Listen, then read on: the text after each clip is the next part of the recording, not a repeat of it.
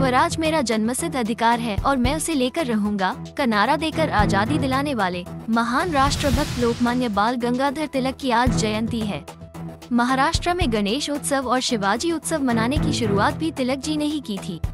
विदिशा के सबसे पुराने और व्यस्ततम चौराहे पर तिलक जी की मूर्ति लगाकर इस चौराहे का नाम तिलक चौक रखा गया था।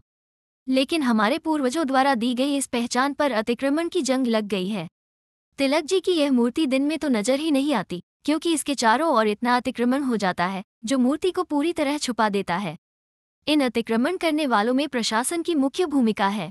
नगर पालिका ने तिलक जी की मूर्ति के आगे हाईमास्ट लाइट का एक बड़ा पोल खड़ा कर दिया है, तो विज्ञापन करने वाली एक स्क्रीन लगाने की अनुमति भी दे दी है। मतलब महापुरुषों के सम्मान से ज्यादा नगर पालिका प्रशासन को आय की चिंता है। इसके बाद एक सीसीटीवी का आत्मकद बक्सा भी रखवा दिया है। इसकी आड़ में वहां अनेक ठेले वाले और ऑटो वाले खड़े हो रहे हैं, जिससे दिनभर क्षेत्र में कई बार जाम लगता है। वही खाने पीने के ठेले वालों की जूठन भी मूर्ति के आसपास ही रखी रहती है। प्रशासन मूर्ति के आसपास सफाई रखने में भी नाकाम रहा है। 15 अगस्त और 26 जनवरी पर यहाँ की सफाई कर झंडा वंदन कर सम्मान देने की रस्म अदायगी हो जाती है। तो तिलक जी के जन्मदिन, पुण्यतिथि और गणेश उत्सव के दौरान महाराष्ट्र समाज भी यहाँ माल्यार्पण करता है। तिलक चौक क्षेत्र के लोगों ने भी यहाँ की अतिक्रमण और गंदगी पर अपनी नाराजगी व्यक्त की है। जहीं तिलक चौक पर रहता हूँ। यहाँ तिलक चौक नाम क्यों रखा गया है?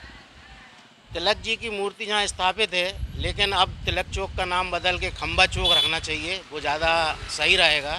क्योंकि जितने भी जनप्रतिनिधि हैं उनसे आग्रह कर चुके हैं कि तिलक चौक पूरा अतिक्रमण की चपेट में है, तिलक जी की मूर्ति दिखती नहीं है। उनसे निवेदन करा बार बार कि तिलक जी की मूर्ति के ऊपर एक छतरी लगाई जाए।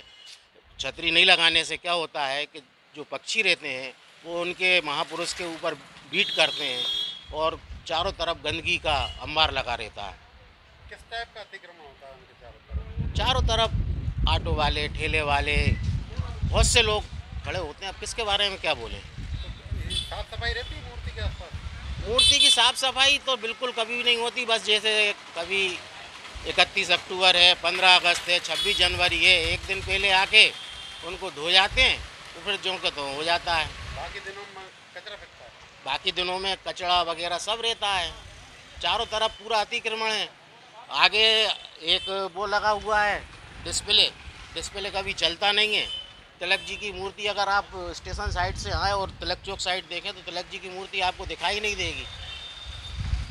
इसका एक ये है कि तिलक जी की ये मूर्ति तो वहीं रहे, लेकिन तिलक जी के उसको पार्क को छोटा करके उसको अगर पूरा सौंदर्यीकरण कर दिया जाए तो एक व्यापारियों की एक मेन समस्या है कि उनकी दुकानों के आगे टू व्हीलर बहुत खड़े होते हैं।